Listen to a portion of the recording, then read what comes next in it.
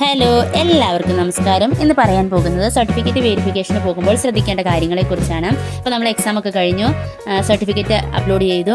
അപ്പോൾ ഏതൊക്കെ സർട്ടിഫിക്കറ്റാണോ നമ്മൾ അപ്ലോഡ് ചെയ്തത് അതിൻ്റെ ഒറിജിനൽ സർട്ടിഫിക്കറ്റിൻ്റെ വെരിഫിക്കേഷനാണ് നടക്കുന്നത്. അപ്പോൾ ഏതൊക്കെ സർട്ടിഫിക്കറ്റുകളാണ് നമ്മൾ അപ്ലോഡ് ചെയ്തത് അതിൻ്റെ ഒറിജിനൽ സർട്ടിഫിക്കറ്റ് ആയിട്ട് വേണം നമ്മൾ വെരിഫിക്കേഷന് പോകുമ്പോൾ കൊണ്ടുപോകാനായിട്ട്.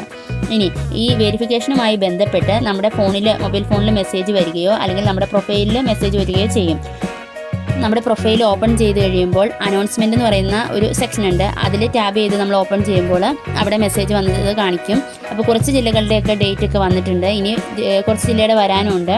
അപ്പോൾ അനൗൺസ്മെൻറ്റിൽ പറയുന്ന കാര്യം എന്താണെന്ന് വെച്ചാൽ ഏത് ഡേറ്റിലാണ്, അതിൻ്റെ സമയം, ഏത് ബാച്ചാണ് തുടങ്ങിയ കാര്യങ്ങളൊക്കെ ആയിരിക്കും ഈ അനൗൺസ്മെൻറ്റിൽ ഉണ്ടാകുന്നത്. അപ്പോൾ ആ ഡേറ്റിനും കൃത്യസമയത്തും തന്നെ നിങ്ങൾ എത്തിച്ചേരാൻ ശ്രമിക്കണം. ഇതാണ് ഇവിടെ മനസ്സിലാക്കേണ്ട കാര്യം. കൂടുതൽ ആളുകളും OTV കിട്ടാതെ ഫ്രഷായി ചെയ്യുന്നവരായിരിക്കും. ആദ്യമായിട്ട് ചെയ്യുന്നവർ ചെയ്യേണ്ടത് എന്തൊക്കെ കാര്യങ്ങളാണെന്ന് വെച്ചാൽ നമ്മൾ അപ്ലോഡ് ചെയ്ത ഏതൊക്കെ സർട്ടിഫിക്കറ്റുകൾ അപ്ലോഡ് ചെയ്തോ ആ സർട്ടിഫിക്കറ്റുകളെല്ലാം കൊണ്ടുപോകണം. ഒന്നാമതായിട്ട് SSLC, പിന്നെ +2, ഡിഗ്രി. അപ്പോൾ എല്ലാത്തിൻ്റെ മാർക്ക് ലിസ്റ്റുകൾ മുഴുവനായിട്ട് എടുക്കാനായിട്ട് ശ്രദ്ധിക്കണം. BEd, DLEd, പിന്നെ KTETൻ്റെ സർട്ടിഫിക്കറ്റ്. അപ്പോൾ ടെറ്റിന് പകരം കുറച്ച് പേര് വേറെ സർട്ടിഫിക്കറ്റുകൾ കൊടുത്തിട്ടുണ്ടാവും. CTET, നെറ്റ്, സെറ്റ്, MPhil ഇതൊക്കെ കൊടുത്തവർ അതിൻ്റെ ഒറിജിനൽ സർട്ടിഫിക്കറ്റുകളുമായിട്ട് പോകണം. പിന്നെ എക്സ്ട്രാ ഹയർ ക്വാളിഫിക്കേഷനായിട്ട് ആഡ് ചെയ്തത് എന്തെങ്കിലും ഉണ്ടെങ്കിൽ ആ സർട്ടിഫിക്കറ്റുകൾ എടുക്കണം. ഇതൊക്കെ എടുക്കാനായിട്ട് ശ്രദ്ധിക്കുക. ആധാർ കാർഡ് എടുക്കണം. എന്തെങ്കിലും വെയിറ്റേജുകൾ ഇളവുള്ളവരാണെങ്കിൽ അതൊക്കെ എടുക്കാം. എന്ന് പറയുമ്പോൾ സ്പോർട്സ് ST-കാരാണെങ്കിൽ കാസ്റ്റ് സർട്ടിഫിക്കറ്റ് എടുക്കാനായിട്ട് മറക്കരുത്.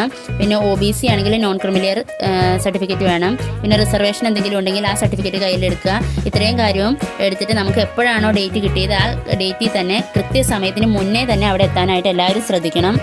സർട്ടിഫിക്കറ്റ് പരിശോധനയ്ക്ക് വരുന്ന ഉദ്യോഗാർത്ഥികളുടെ ശ്രദ്ധയ്ക്ക് നോൺ ക്രിമിലിയർ സർട്ടിഫിക്കറ്റിൽ രേഖപ്പെടുത്തിയിട്ടുള്ള മേൽവിലാസം ഒന്നെങ്കിൽ പെർമനന്റ് അല്ലെങ്കിൽ കമ്മ്യൂണിക്കേഷൻ അഡ്രസ്സ് ആയിരിക്കേണ്ടതാണ്. അല്ലാത്ത പക്ഷം 1 and same സർട്ടിഫിക്കറ്റ് ഗസറ്റഡ് ഓഫീസറിൽ നിന്നോ വില്ലേജ് ഓഫീസറിൽ നിന്നോ വാങ്ങി അപ്ലോഡ് ചെയ്യേണ്ടതാണ്. സർട്ടിഫിക്കറ്റ് പരിശോധനയ്ക്ക് വരുന്ന ഉദ്യോഗാർത്ഥികളുടെ ശ്രദ്ധയ്ക്ക് ഉദ്യോഗാർത്ഥികൾക്ക് പ്രൊഫൈലിൽ കയറി കമ്മ്യൂണിക്കേഷൻ അഡ്രസ്സ് എപ്പോൾ വേണമെങ്കിലും സ്വന്തമായി തന്നെ തിരുത്തൽ വരുത്തുവാൻ കഴിയുന്നതാണ്. വിദ്യാഭ്യാസ യോഗ്യതയിലെ പെർസെൻറ്റേജ്, ക്ലാസ് എന്നിവ സർട്ടിഫിക്കറ്റിൽ വ്യക്തമായി രേഖപ്പെടുത്തിയിട്ടില്ലെങ്കിൽ ഉദ്യോഗാർത്ഥികൾ പ്രൊഫൈലിൽ കയറി നീക്കം ചെയ്യേണ്ടതാണ്. വിദ്യാഭ്യാസ യോഗ്യതയിലെ മന്ത് ആൻഡ് ഇയർ ഓഫ് പാസിൽ രേഖപ്പെടുത്തേണ്ടത് പരീക്ഷ എഴുതിയ തീയതിയല്ല, ഡേറ്റ് ഓഫ് പബ്ലിക്കേഷൻ ഓഫ് റിസൾട്ടിൽ രേഖപ്പെടുത്തിയിരിക്കുന്ന മാസം അല്ലെങ്കിൽ വർഷം, അല്ലെങ്കിൽ അവസാന വർഷ പരീക്ഷയുടെ മാർക്ക് ലിസ്റ്റിൽ രേഖപ്പെടുത്തിയിട്ടുള്ള മാസം അല്ലെങ്കിൽ വർഷം ആണ് രേഖപ്പെടുത്തേണ്ടത്. വെരിഫിക്കേഷന് വന്ന ഉദ്യോഗാർത്ഥികൾ പ്രൊഫൈലിൽ കയറി തിരുത്തൽ വരുത്തേണ്ടതാണ്. അധ്യാപക രംഗത്തെ വാർത്തകളും PSC ഒഴിവുകളും വേഗത്തിൽ അറിയുവാൻ ചാനൽ സബ്സ്ക്രൈബ് ചെയ്യുക.